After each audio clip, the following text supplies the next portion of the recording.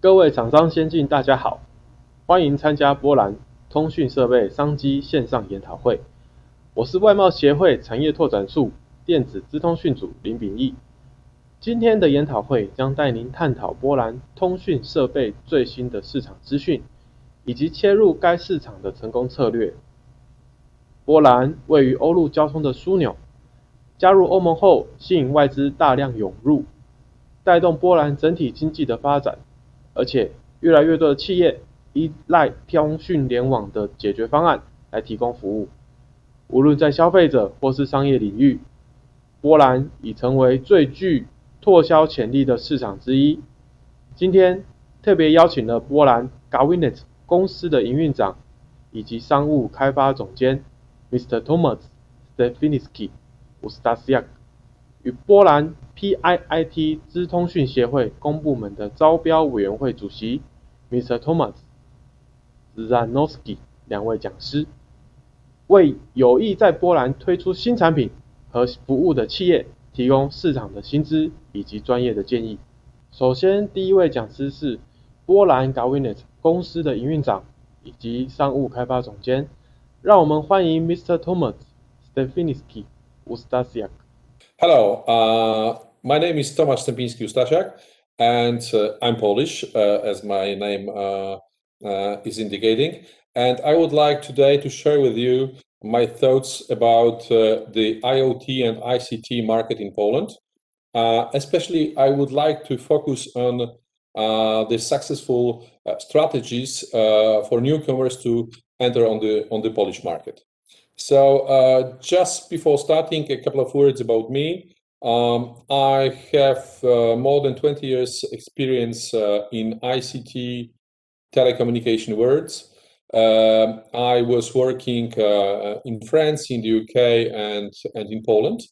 I would say that my longest professional experiences were within Telco Operators. And for example, I was working more than 15 years at Orange Poland, but having a lot of group assignments also. And now, since a year, I left Orange and I'm running IT and IoT consulting company in which we are helping companies to enter on the Polish market, but also Polish companies to develop on the IoT and ICT market. I would say that during the first part of my career, I was especially linked to the telco and ICT markets. But since more than 5 years, I'm working exclusively on the IoT. Before we was calling it machine-to-machine market. So, as I said, currently I'm running Gawinet, which is a ICT IoT business consulting company, and we are helping companies to enter on the Polish market. What are the foundation of my approach, of my vision of ICT and IoT market is this quote from PwC, which is about Internet of Things transforming the everyday physical objects surrounding us into ecosystem of information.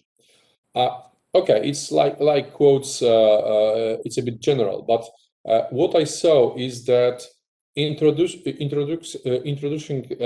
IoT solution requires a deep digital transformation.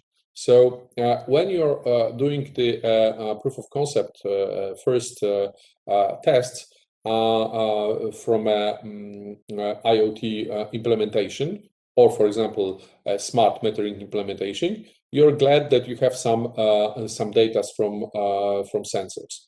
But in order to use it in a business way, in order to get a business profit, you have to have your ICT and your IT processes aligned, and really IoT is driving this digital transformation, because without the digital transformation, you will have a lot of data, that are not having a real value for you. So this is I would say, my mindset in terms of IoT implementation.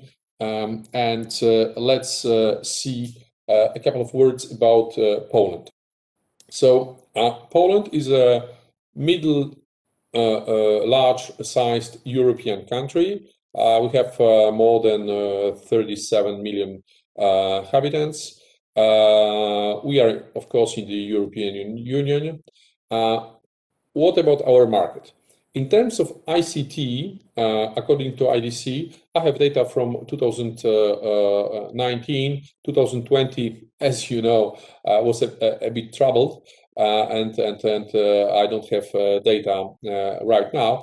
But the ICT market was about $20 billion in Poland.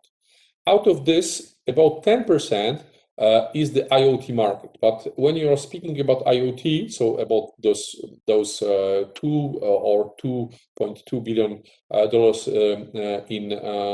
in terms of spending on IoT in Poland, it is not only I would say the sensor part, but the ICT and IoT ICT projects. So you will not see a $2 billion market just for sensors, just for the IoT equipment, but for all the projects. The growth it is in this quote, it's for the ICT market is about 1.1%. So it's not a large growth, but in terms of IoT, it's much more. It's about 10%. So we see a shift from the traditional ICT projects into IoT, into projects that are enabling digital transformation. In terms of main players on the Polish market, so how the market is organized for ICT, IoT newcomers. The largest players in this market are integrators and telco operators.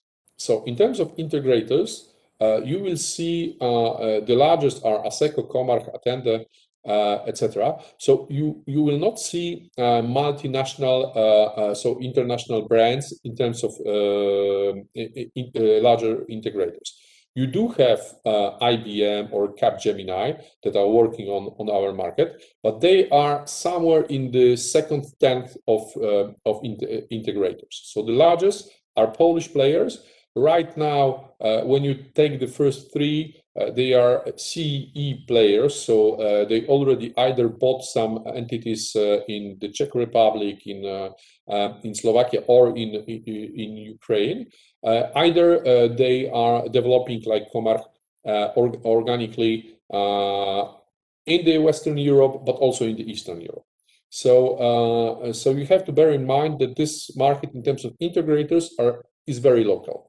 So of course, it is good to have some experiences or some references from international integrators, but it doesn't mean that if you've done a project, for example, in the US with a well-known integrator, you will automatically find the subsidiary of this integrator working in Poland and helping you getting onto the market. The second category are distributors.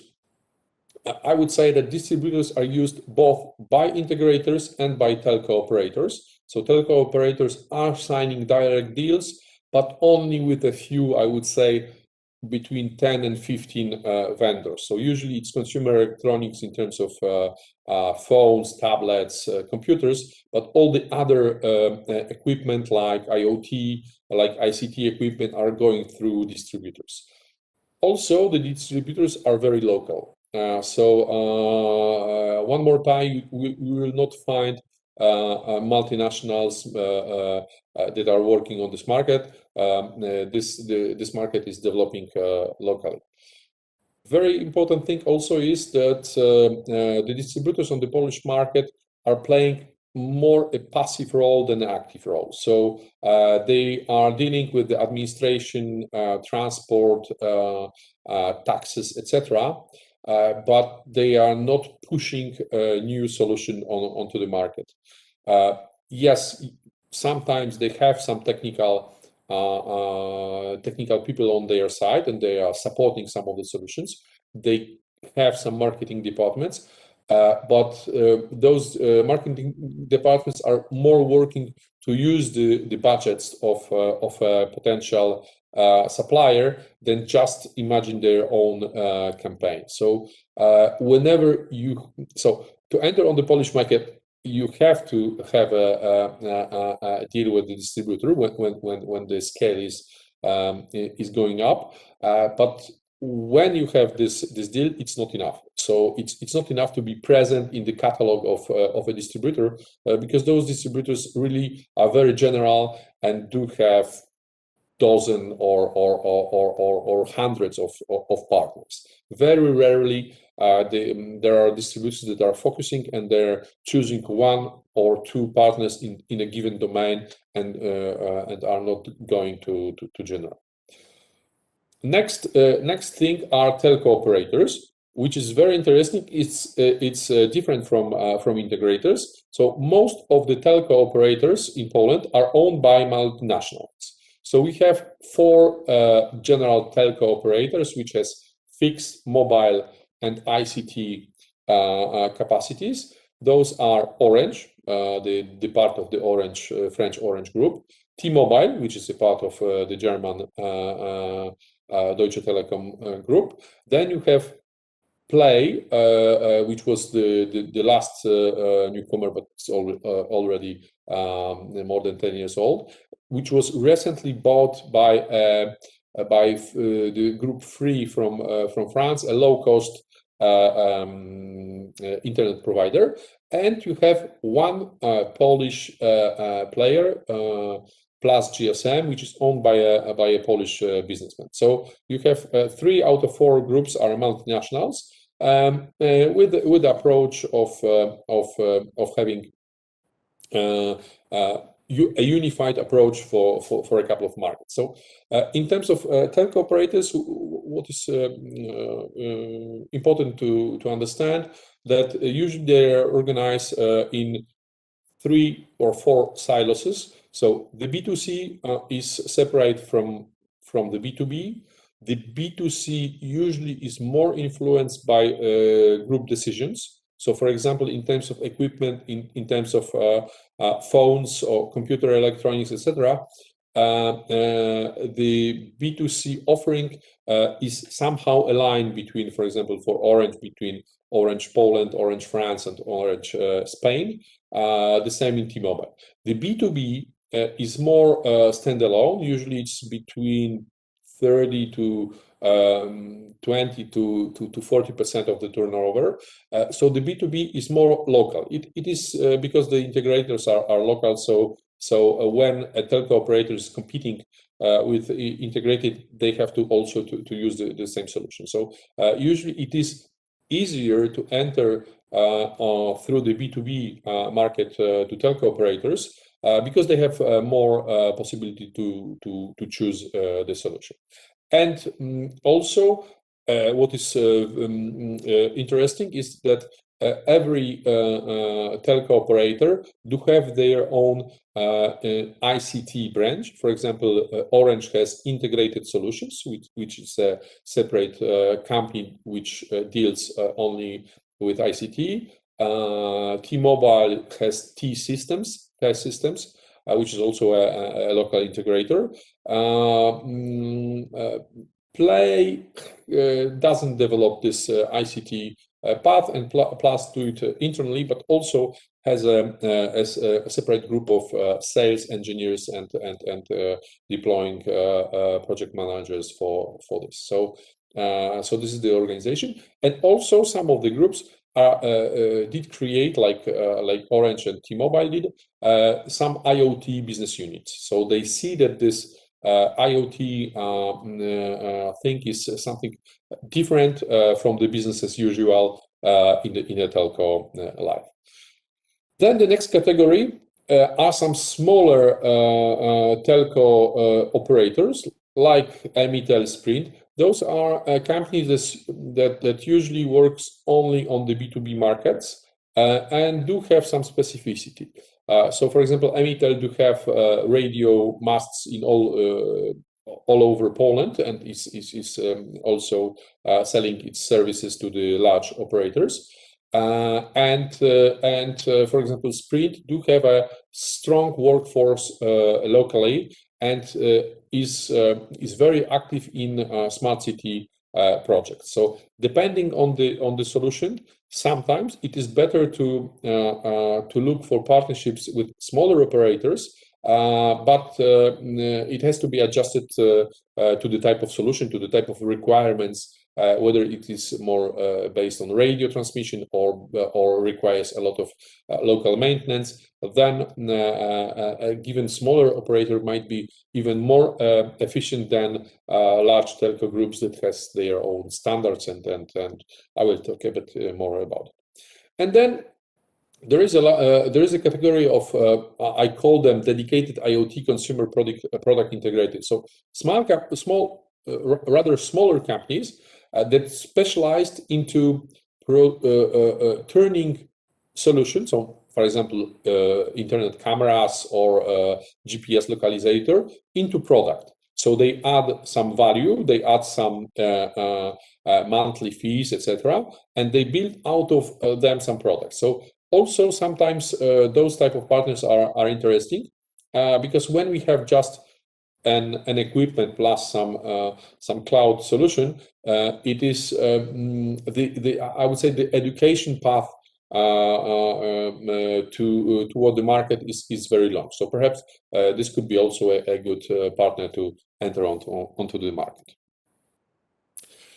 What about the current how I would say that this would be a subjective view of the market currently in Poland, especially in terms of IoT. Because in terms of ICT, I would say that Poland is, as I said, a middle-sized European country, and I would say, of course, the cost of labor in Poland is a bit lower. So some of the solutions are getting adopted a bit slower because the ROE, for example, for any automatization, for any RPA, robotic process automation projects, do not have such a quick ROE that in the western part of Europe, but we are following. So I think that the ICT market is not very different from France, UK. Of course, it is smaller, and I would say perhaps a year or a year and a half after those larger markets. But in terms of IoT, I think it's a bit specific. I would start by the right comment on the slide. So we do have in Poland a large, I would call them even legacy IoT solutions that started by being a telematic solutions, then M2M solutions. So, for example, a large problem in Poland was theft of cars, trucks, and also theft of petrol in the trucks, etc. So, for example, our GPS, our localization market is very developed. Just some figures from Orange. Those are public figures, so I can share it. Out of around 2 million SIM cards that Orange has on the Polish market, which is about 40% of the total market. So we can say that the Polish market, M2M IoT market in terms of telco connectivity is about 5 million SIM cards. So out of those 2 million cards, about 30% is just for car tracking. So it's a large portion. So it's really a market that has currently more than 20 years and is really in the merger and acquisition type of scheme. For example, TomTom bought locally Finder, so one of the leader in car tracking industry. So really we have in terms of GPS tracking and security, also because of the theft, but more in terms of houses. So we have a really developed market. So as I said, around 30% in terms of car tracking, about 20% in terms of home security. Those are also hundreds of thousands unit markets on the Polish market. So those are a really developed solution with a, I would say, a stable market. Of course, there are newcomers. There is a strong, for example, push right now for cloud solution in terms of security solutions. So not having the traditional security controller within the house, but just having all in the cloud. I'm observing that perhaps this tendency will lead. So this is the part of the legacy market. Another part are the IoT, more like smart cities or industrial IoT. Those, I would say, that are gradually going from proof of concepts to deployments. For example, Orange developed a product based on smart metering of water usage, because this is typical for Poland. Every administrative commune, so we have more than 2,500 of them, are responsible for water distribution. So we don't have large water distributions. We do have, for example, large power grid distribution companies, 5 of them for all Poland. But in terms of water distribution, we have more than 1,500 companies, because 2 communes may build together a water distribution company, but it has to be in the public domain. So, for example, those customers. So for those customers, Orange developed a remote monitoring, remote measurement system, and is selling, I would say, with success this product. So we have some areas of the smart cities, like, for example, also smart lighting in the cities. Some vectors that are going, and it start to be larger projects, more I would say commercial projects than just tests. But a lot of domains, like the industrial IoT, is still under proof of concept and still early deployments. But of course, this is also an opportunity. There is no, I would say, standard. There is no incumbent on those type of markets. So there is large opportunities, but it takes time because of the I would say educational path of the work that you have to do before you sell the solution. How about 5G? Because I think that this will be a good vector of development of IoT and new ICT solutions. So in terms of 5G, we are a bit late, I would say, comparing to other European countries, because we were waiting for a auction for frequencies in 2021 or 2020 even, but it was delayed to late 2021 or even 2020. So for the time being, the operators are either launching 5G on the 4G frequencies or even 3G frequencies. Either we have some dedicated economical zones that got, I would say, some experimental frequencies. So frequencies just for their local environment, where they can launch pilots or tests or even commercial projects, because those economical zones do have industry within it. So there is a possibility to launch a proof of concept. There is, I would say, environment to start to get presence and to get PR activities around it. But in terms of deployment of 5G, I would say it's more 2022 than this year. Hopefully, these auctions will not be further delayed. But I see that there's a lot of political movement around, and I see it as a potential risk. In terms of the approach of the B2B approach, so how companies are seeing such IoT projects. So from my experience, I see two types of approach. First is in some of the, especially for example, smart cities products. Telco operators are trying to develop products out of new technologies. So, as you know, telcos are good in supplying standard and general demand.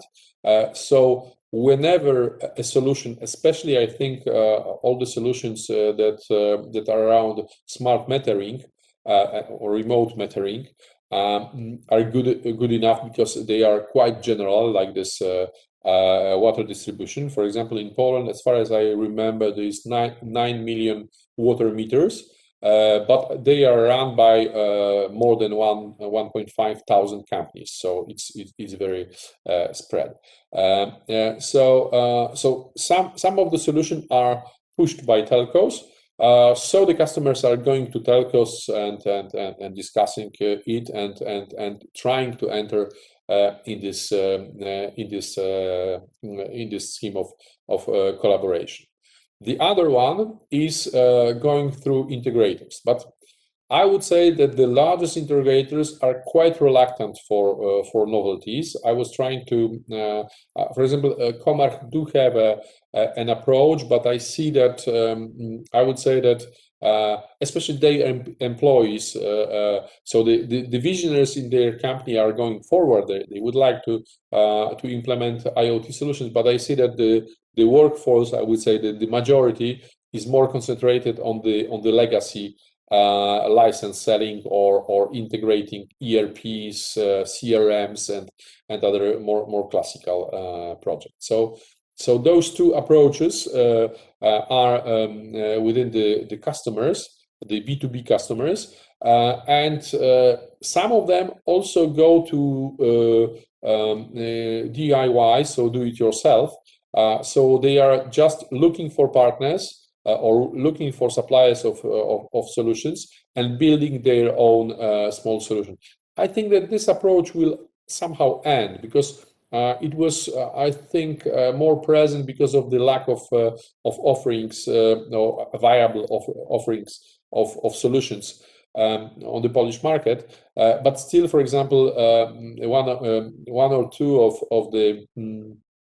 of those communes, I'm coming back to this example of distant water measuring. I came across one of two mayor of cities that were developing their own remote measuring system. It's not their job to launch such a project, but they were. I would say that they were so involved in those projects that finally they thought that they should do it by themselves. So I think that this approach will slightly be less present when the integrators and telco operators, larger and smaller, will have a good offering and will spend this time on educating the market, because I think that currently still the major demand or major need is education. And yes, the supplier has to take it on their side, and before selling, educating and then educating the market. In terms of couple of successful examples, I choose really a couple of them. So in terms of B2C, I would start by the right side. We have a Polish company, Fibaro, that was created, I think, less than 10 years ago, but is very present on the market since 3 to 5 years. That was supplying components from Far East, but built a comprehensive and easier to understand smart home solution. This solution was sold through distributors in Poland. They even tried to collaborate with operators, for example, with the B2C department from Orange. But unfortunately, this solution that was well received by customers being served by local integrators, which had time to discuss, time to show, and also competences of having installed a couple of those installations, it was a complete flop with the operator, because when this solution came to a shop, an Orange, for example, outlet, the salesman, I would say behind the desk, had a variety of other offerings. So he has to sell phones, data packages, voice packages, home internet, etc., etc. And somewhere, there was also this complicated solution to explain to the customer that he has to hang the sensors, etc. It didn't work. So very often in the B2C, we see that this requirement of education is very strong. What is working on the B2C market are wearables, and within wearables, it's especially smartwatches. So this is the standard in the telco offering, and also in other channels like the distribution through either internet e-shops, either physical shops. The other approach, and this is, I think, interesting for Taiwanese companies, is the B2B4C approach. So is to look for integrators or operators that has an access to the market, like for example, Sidley did with the telemedicine Wirsband, and it's pushing into Polish companies. The third approach is the typical B2B approach, where, for example, working at Orange with Inoji, which is a power grid distributor, we created with Apator, a local producer of power grid meters, so electrical meters, and Pisons, a small company that is building modems, a solution. As I said, B2B, I think, is the easiest market, or I would say closest to enter in the IoT offerings. In terms of a large organization, just some thoughts. It is complicated to work with telco operators, with Orange. Of course, when you enter, and then when you are then sold by this operator, volumes are interesting. But you have to bear in mind that those are big organizations, about a lot of business units that sometimes compete with each other, and a good product is not enough. You have to have a proven market value. So the best is to enter on the market and then encourage the operator to join and sell this solution. So the presence of the Polish market is very important. References for other markets are accepted, but are not valued as on the Polish market. Show the benefits. So show what is not only the benefits in terms of course, having the margin from reselling the project, but the complementarity of this product with the other products, like, for example, data transmission and others, and show that you have a strategy how to enter, because, for example, you have first a couple of customers that you already done. I personally, when I was responsible for choosing the partners for the IoT business unit in Orange, I never accepted a solution that was not already sold to someone. A telco operator is such a large organization. There is so many people to convince to go with a solution to the market. For example, like the sales people that are in front of the customer, that if you don't have a proven local references, you're sure that you will not be able to go effectively on the market. And that's why just a couple of words about Gawinet. We are, as a company, we are here since more than 10 years. Before, more specializing in IT project. Right now, we have this consulting part that I bring. We are helping companies to find the market, market the solution, so PR activities, local campaigns, and we already have a couple of successes in terms of this approach. And I would close this my presentation. Hope that it was educative and perhaps interesting. I hope that during the presentation there will be some questions, and online I will be able to answer for it. So if any questions, one more time, Tomasz Stepinski-Ustasiak. You have my contact details, and I'm waiting for interesting talks. Thank you.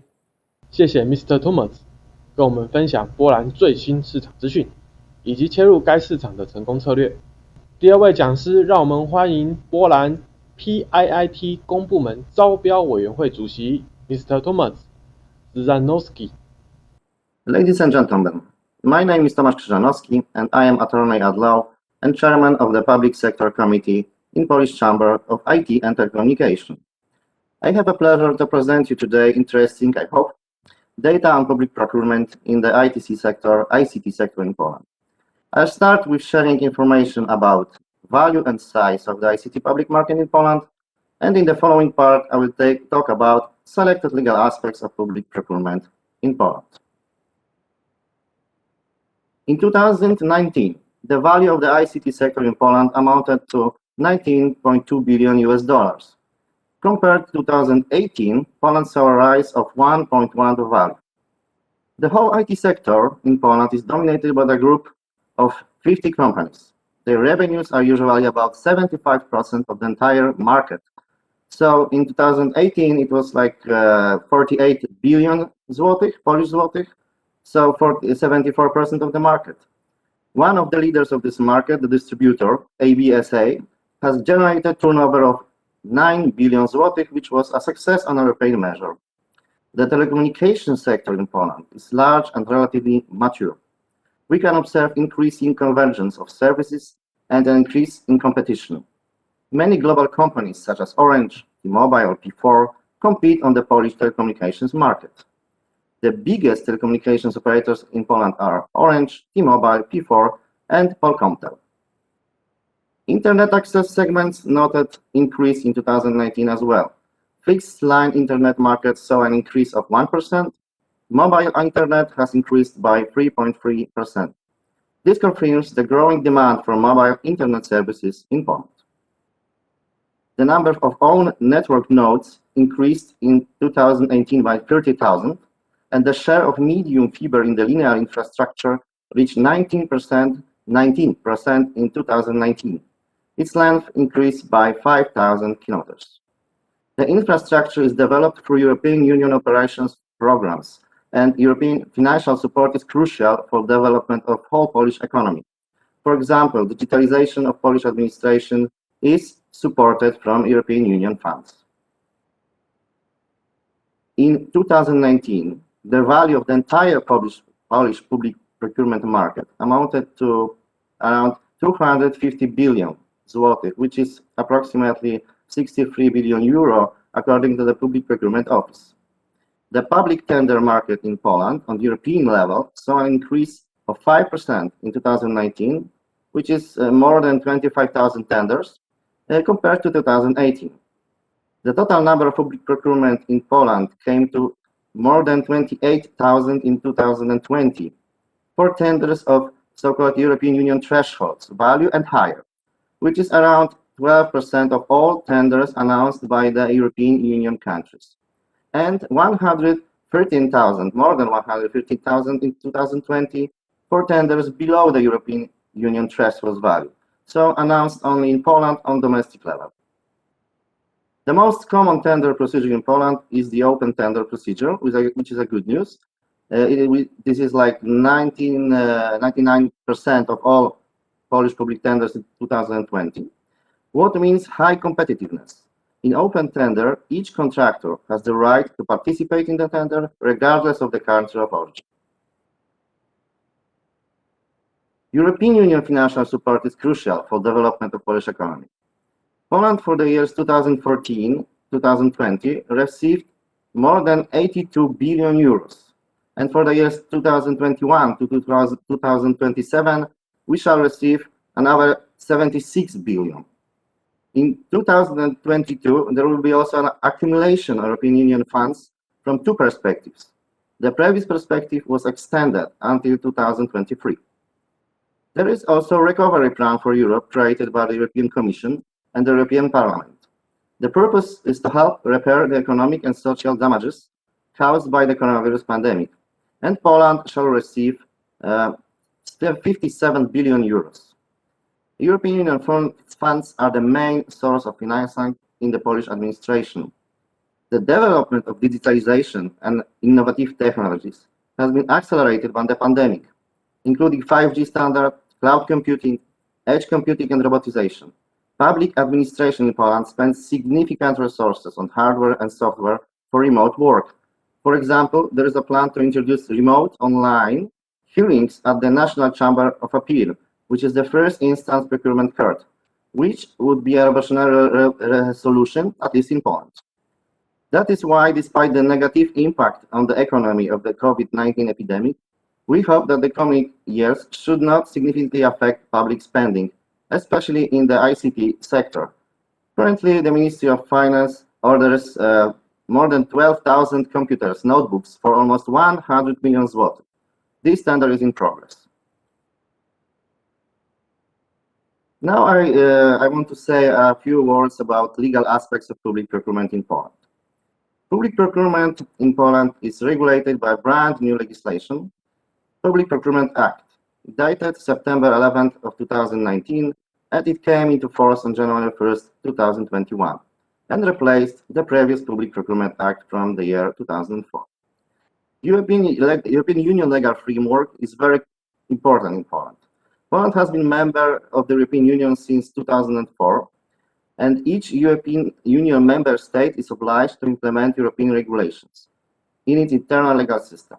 Therefore, Polish procurement law complies fully with the European procurement directives, especially Directive 24 of 2014, so-called Classical Directive, and Directive 25 of 2014, Utilities Directive. International competition due to European Union regulations and international agreements, for example, WTO Agreement of Government Procurement, public tenders in Poland are fully open for international competition, and foreign economic operators are not discriminated in any way in applying for public contracts. European regulations guarantee the rule of law and equal rights for all contractors in Poland. In 2018, almost 800 contracts worth more than 18 billion zlotys, not only in the ICT sector, were signed with foreign companies, which accounted for 13% of Polish public procurement market value. Public Procurement Act regulates all tenders for contracts with value of 130,000 zlotys to the European Union thresholds, which amounts to approximately 33,000 US dollars or 28,000 euros. Less formalized procedure is for tenders between value of 100,000 and 150,000 zlotys and the European Union thresholds. For example, price negotiation is acceptable after submitting the offer. European Union directives are not applicable in this case. And more formalized European procedure is for tenders of European Union thresholds value and higher. For example, price negotiations are not allowed after submitting the offer, and European Union directives are fully applicable in this case. Examples of significant European Union thresholds you can see on the slide. For central government authorities, for supplies and services, it is 139,000 euros. For sub-central authorities like local government, universities, supplies and services, the European threshold is 240,000 euro. And for all contracting authorities and public work contracts, it is 5,350,000 euro. Since January 1st of 21, the tender procedure is conducted entirely electronically, paperless rule. So it's easier for foreign company to participate. It is the possibility to prepare and submit an offer regardless of where you actually are. Source of tender information is the official journal of the European Union. Contract notice place of publication for all tenders of European Union thresholds value and higher, and access to notices is through tenders electronic daily, so-called TED. This website is in English and in all other languages of the European Union member states. Other source of information is Public Procurement Bulletin, second contract notice place of publications for tenders of value below European Union thresholds and also above European Union threshold. But in this case, access to notices is through Polish state's platform e-Zamówienia, which means e-procurement. And this service is unfortunately only in Polish language only. English version is in preparation and for now difficult to say when it will be ready. Contract award procedures must be conducted in Polish. This is a rule. Contracting authority may agree to the submission of an offer in one of the languages commonly used in the international trade. However, it usually doesn't. That is why a foreign investor must have people who speak fluent Polish to properly prepare an offer. Economic operator means a natural or legal person competing for the award of public contract, which has submitted a tender or conducted a public procurement contract. Each entity can be an economic operator, regardless of its legal form or country of origin. Like I said before, the tender procedure is conducted entirely electronically. That's why a so-called qualified electronic signature is necessary to submit an offer in tender procedure. In Poland and the European Union, this signature must meet the requirements of specified in the European Regulation number 910. And this is so-called EIDAS regulation on electronic identification and trust services for electronic transactions.